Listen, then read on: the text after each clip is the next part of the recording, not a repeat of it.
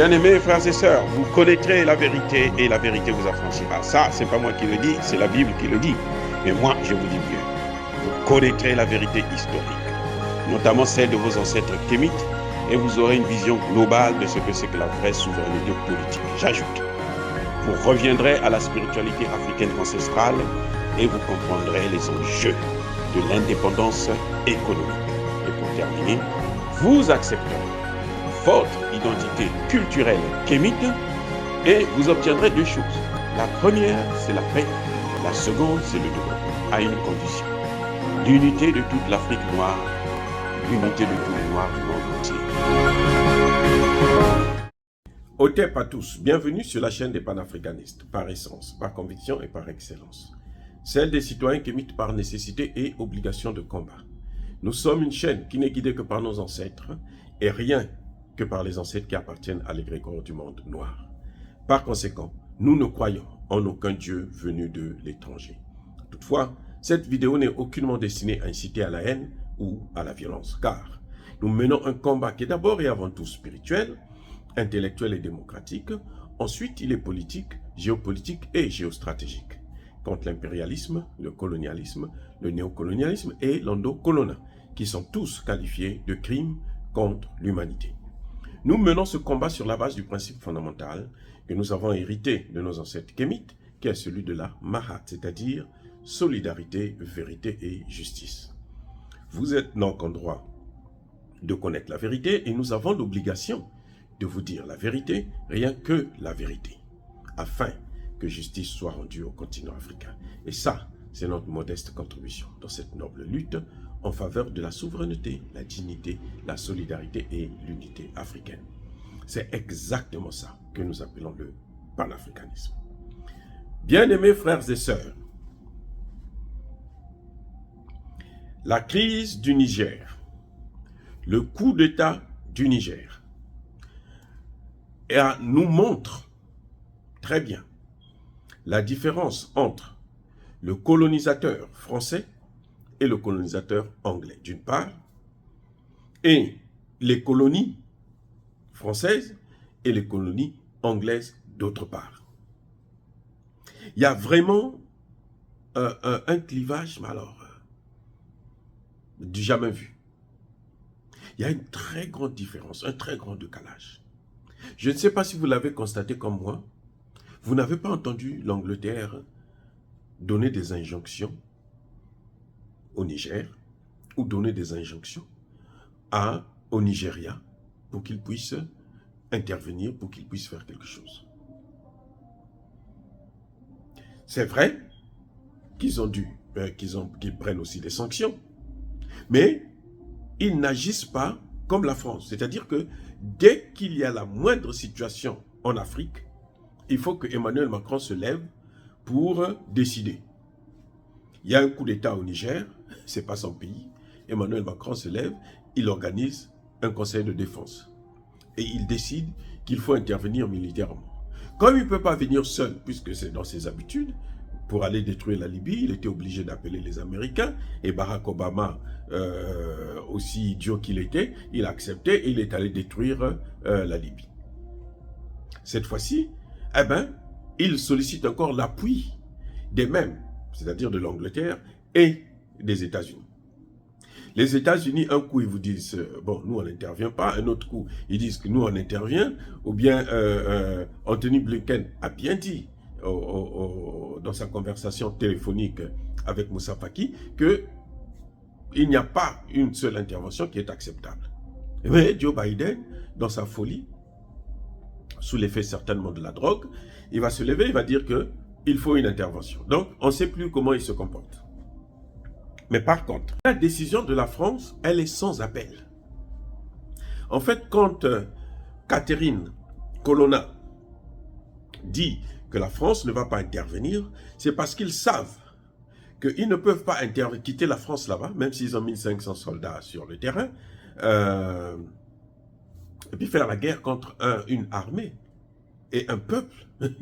C'est-à-dire que, qu'on le veuille ou non, ils vont finir par se faire avoir. Ils auront des morts et ce serait regrettable d'ailleurs pour l'avenir de la France en Afrique. Donc, quand Catherine Colonna dit que non, nous n'allons pas intervenir, en fait, le problème, c'est que elle pense que le Nigeria, puisque le Nigeria avait tapé sur la table, donc le Nigeria va intervenir. Malheureusement pour eux, ben, on a vu que le Nigeria a posé le problème. Le président Tinubu a saisi son parlement. Et son parlement dit, niet, nous ne voulons pas intervenir. Surtout les États qui sont frontaliers au Niger. Ils l'ont dit. Ça va fragiliser ces États. Et Boko Haram aura encore une grande opportunité. Et puis, il y a des ethnies qui sont des deux côtés. Qu'est-ce qu'ils vont devenir? Ça va entraîner une guerre fratricide. Et pire, c'est que c'est une affaire qui ne les regarde pas. Eh oui. Donc, on voit bien que, comme je disais tantôt, du côté anglophone, déjà, le Ghana, vous n'entendez pas le Ghana sur ce sujet. Ni le président, ni les parlementaires. Nana Akufo s'était fait déjà tirer les oreilles quand il est venu trahir le Burkina Faso en se mettant à plat le ventre devant Anthony Blinken lors du sommet États-Unis-Afrique. Les parlementaires ne l'avaient pas raté. On lui a vraiment tiré les bretelles. Et là, Tinubu, lui aussi, les parlementaires, les sénateurs lui ont dit, écoute, ta folie là, la drogue que tu prends là, stop avec. Par contre, du côté des pays francophones, aucun d'eux n'a sollicité son parlement. Ni Ouattara, surtout pas, lui, il se prend pour le maître du monde, mais qui ne vaut bien entendu absolument rien, puisqu'on le voit, il a endetté le pays à ne plus finir. C'est un autre nyongologue, hein, c'est-à-dire nyongo en congolais, ça veut dire la dette. Donc un nyongologue, c'est celui qui va toujours endetter son pays. Et ça se passe dans le cadre de la nyongologie. Bref, ni Macky Sall, ni l'autre, Patrice Talon, il s'appelle Talon. Vous savez, les noms là, ça joue de beaucoup. Chez nous là, on ne donne pas n'importe quel nom aux enfants. Macky Sall. Mais c'est qu'il est sale. Il est sale dans son cœur. Il est sale dans son cerveau. Patrice Talon. Il est plus bas que terre. C'est quelqu'un qu'on écrase, on piétine, on marche dessus. Il n'a rien. On voit bien la différence entre les pays francophones et les pays anglophones. Les pays anglophones respectent leur constitution. Les pays francophones ne respectent pas la constitution. La constitution des pays francophones, c'est la décision que Emmanuel Macron prend. Depuis que Emmanuel Macron est là, bon, ça s'est toujours passé avec ses prédécesseurs, mais avec Emmanuel Macron, c'est plus grave. C'est-à-dire que la moindre des choses qu'il y a en Afrique, c'est lui qui s'assoit à l'Élysée là-bas, qui regarde et dit, bon, il faut régler ça comme ceci, il faut régler ça comme cela. Et il veut chaque fois entraîner les États-Unis avec lui. Ce qu'ils oublient, c'est que il n'y a aucun empire qui peut être éternel. Aucun empire ne peut survivre éternellement. Ce n'est pas possible. Que ce soit les États-Unis, que ce soit la France, à un moment donné, ces empires-là vont couler. Surtout qu'ils passent le temps à aller piller les autres, à les voler, à les tuer, à détruire des États entiers. Donc, à un moment donné, ils vont se lasser. Et c'est ça qui est en train d'arriver. La chute, le déclin de la France. Et là, regardez par exemple un cas où on demande à Emmanuel Macron de retirer ses militaires. Il dit, je ne les retire pas, tu n'es pas un gouvernement légitime. Il n'y a pas... Bazoum là, il ne reviendra pas au pouvoir. Même s'il y a une intervention militaire, il ne reviendra pas. À moins que son cadavre revienne au pouvoir, c'est possible. Ça, on peut peut-être s'y attendre. Mais vivant, Bazoum ne reviendra pas. S'il y a une intervention, la première personne qu'on va tuer, ça va être justement Bazoum là. Donc, voilà. Je crois que les chefs d'État francophones devraient commencer. Ce sont eux qui veulent sauver la démocratie. Mais la démocratie, c'est aussi le débat qu'il y a entre l'exécutif et le judiciaire. Et le législatif plutôt. C'est ça. On ne peut pas, l'exécutif ne peut pas. C'est même pas lui qui prend la décision. En fait, c'est le législatif. C'est pour ça qu'on dit exécutif. Ça vient de exécution. Donc, que ce soit Alassane Ouattara, que ce soit Macky Sall, que ce soit Patrice Talon, ils sont là pour exécuter les décisions qui ont été prises par le Parlement. C'est ça leur rôle. Eh oui, ils ne peuvent pas engager les pays dans les guerres sans que le Parlement puisse donner son aval. C'est le Parlement qui doit dire que non, telle situation, voici comment il faut régler ça. Donc, il n'y a pas de débat parlementaire, il n'y a pas d'échange entre le Parlement et l'exécutif. C'est qu'il y a un problème de démocratie là déjà.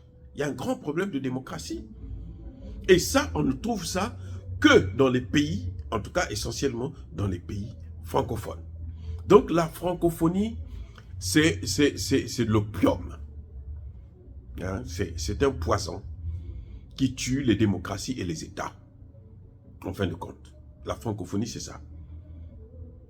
Et nous trouvons, c'est pour ça que je crois que les pays francophones qui préfèrent aller même dans le Commonwealth, je préfère encore. C'est avec la francophonie, on n'a que l'esclavage, la colonisation, la néocolonisation et la recolonisation. On n'a rien d'autre que ça. Macron se passe toujours pour le maître et on ne peut pas continuer comme ça là. Quelqu'un qui ne connaît pas ce que c'est que l'amour du prochain, celui qui ne sait pas ce que c'est que... Parce que le problème de Macron, c'est qu'il n'a pas d'enfant. Il n'en a pas fait. Donc, il ne peut pas connaître ce que c'est que l'amour. Ah oui. Il a une femme qui est trop âgée pour lui. Et donc, c'est quelqu'un qui... Je ne sais même pas s'il a grandi avec ses parents, si vraiment ses parents l'ont vraiment éduqué. Parce que ça, c'est... Tu ne peux pas. C'est pour ça d'ailleurs qu'il déteste les femmes africaines. S'il n'a pas d'enfant, comment veux-tu qu'il puisse aimer les femmes africaines alors que lui-même, il ne sait pas comment faire les enfants? C'est un problème. Bref, en tout cas, ça va, cette crise du Niger a une fois de plus exposé d'abord la France, montré que la France a toujours une attitude paternaliste, et elle veut mélanger cette attitude-là, dominer, continuer à dominer jusqu'aux institutions sous-régionales, et qu'on doit finir par réformer ces institutions. Il faut que, après cette crise, il faut que les pays de la CEDEAO puissent savoir ce qu'ils veulent. Parce que je ne suis pas sûr que le Niger, le Mali et le Burkina Faso, ainsi que la Guinée, vont continuer à rester dans la CEDEAO si ce n'est que comme ça qu'ils vont agir comme des fous. Dire cela, c'est inciter à la haine ou à la violence. Non. Il y a ma colère, il y a ma lèvre. Encore une fois de plus, bien aimés frères et sœurs, soyez bénis, abondamment bénis par le Dieu des Kémites et par nos ancêtres angélisés. Mais que ceux qui persécutent le continent africain, tous ceux qui le pillent et le déstabilisent, qu'ils soient noirs, blancs, chinois, arabes, indiens, qui qu'ils soient maudits, punis, foudroyés, neutralisés, effacés, écrasés par le Dieu des Kémites et par nos ancêtres angélisés. Vive l'Afrique éternelle, j'ai dit et j'assume.